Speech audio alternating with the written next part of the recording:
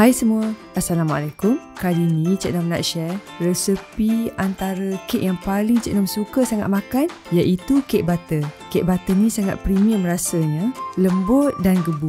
Dari segi rasa pun tak terlalu manis, memang kenalah dengan rasa berlemak dari pure butter yang kita gunakan. Kek ni walaupun resepinya mudah aja, tapi kita perlu pandai mengawal oven kita sendiri untuk dapatkan hasil pembakaran yang sekata.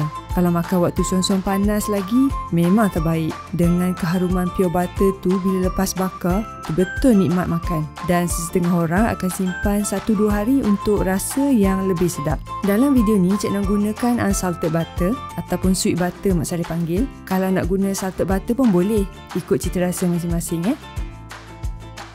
Untuk yang nak mula berniaga, Cik Nam sertakan sekali anggaran harga kos untuk semua bahan yang digunakan, termasuk juga kos operasi dan kos pembungkusan. Dan harga ni, kalau pembelian borong lebih murah lah. Cadangan harga jualan juga seperti berikut. Sesiapa yang nak cadangkan harga jualan pun, bolehlah cadang kat bawah. Okey, mula-mula kita sukat bahan-bahan dulu. Tepung naik sendiri 250 gram. Kalau nak guna tepung gandum pun boleh. Nanti Cik Nam bagi sukatan berapa banyak baking powder nak kena tambah . Gula kastor 200 gram atau kalau nak ikut cawan, 1 cawan metrik. Sekarang kita kena ayak dulu tepung. Dan Cik Nam tambah sikit lagi baking powder untuk lebih gebu. Dan kalau nak guna tepung gandum, boleh letak 2 sudu kecil baking powder. Sebab Cik Nam nak guna unsalted butter, Cik Nam tambah garam sikit. Kadang-kadang kalau nak buat butter cake, memang Cik Nam lebih suka guna unsalted butter. Sekarang boleh ayak bahan-bahan kering. Lepas ayak, boleh guna whisk ataupun sudu untuk gaul sedikit bahan-bahan supaya bergaul sekata. Telur 4 biji, Cik Nam guna saiz B. Kalau nak guna saiz A, sama juga 4 biji, pecahkan siap-siap. Kalau nak guna saiz C, mana tahu ada yang nak guna saiz C, guna 5 biji telur.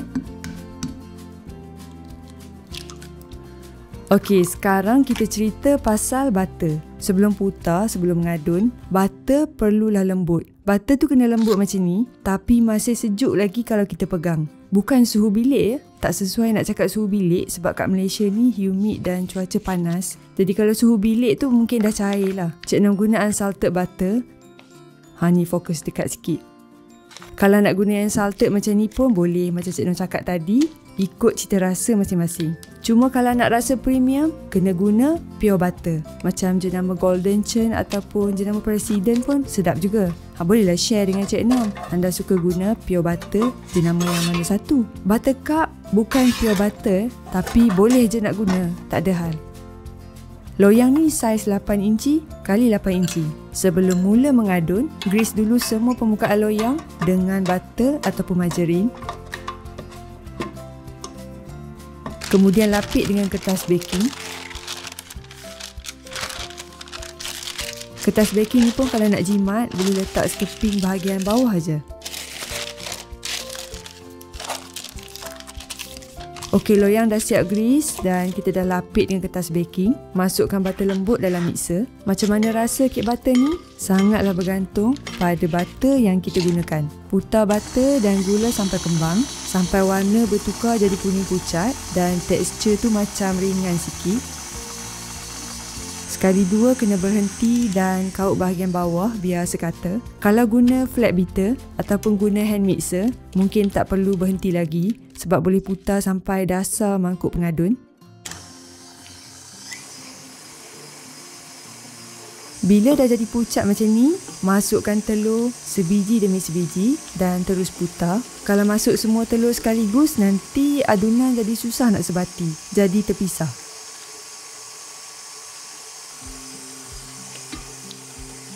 Putar adunan sampai kembang sebati macam ni. Esen vanila, jangan lupa untuk kurangkan hanya telur dan lebih sedaplah bau kek nanti.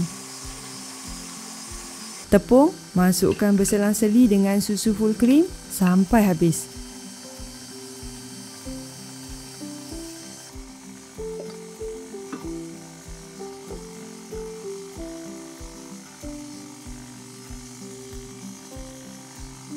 Cik Nam tak kacau lama sangat dengan mixer bila dah masuk tepung, terutama kalau guna tepung gandum sebab nanti akan terlebih hasilkan gluten kalau kita kacau lama, takut tekstur kek jadi keras. Ni Cik Nom akan kacau dengan tangan je sampai sebati.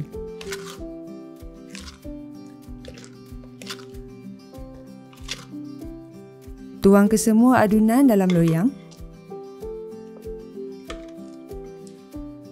Tolak sikit-sikit, penuhkan ke bahagian tepi dan kemudian ratakan bahagian permukaan. Sebelum masuk dalam oven, hentak 2-3 kali supaya nanti bila kita bakar tak ada gelembung besar, gelembung udara dalam kek. Bila kita hentak nanti kuranglah rongga besar dalam kek bila masak.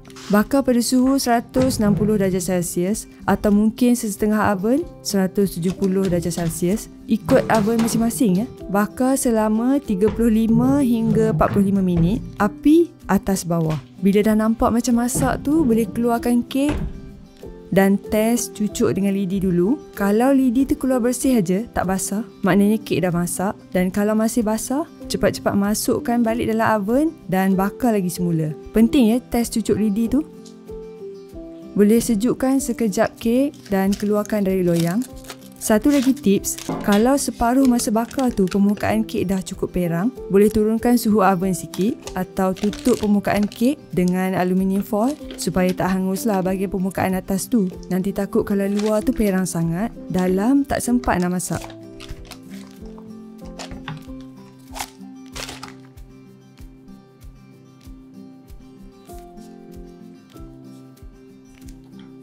Kalau nak bakar, guna loyang yang macam ni pun boleh ya. Lebih kecil saiz tapi akan jadi lebih tinggi. Sekarang bolehlah potong kek pada saiz yang lebih kecil. Senang nak hidang nanti. Kek ni sangat lembut dan gebu. Kalau guna premium butter, memang sedap sangat, memang wangi. Macam Cik Nom cakap tadi, rasa tu akan berbeza ikut jenis butter ataupun jenama butter yang kita gunakan. Memang tak perlu tambah susu pekat ke apa lagi dah. Boleh rujuk resepi penuh dan nota penting dari Cik Nom di description ya. Kalau buat minum petang dengan teh O, sesuai sangat.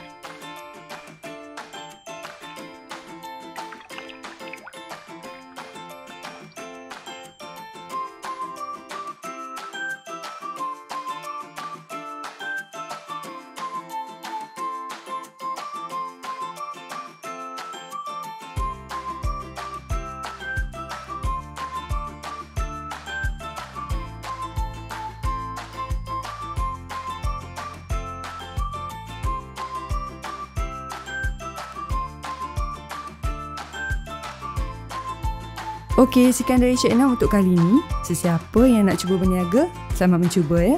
Jumpa lagi pada resepi akan datang. Bye!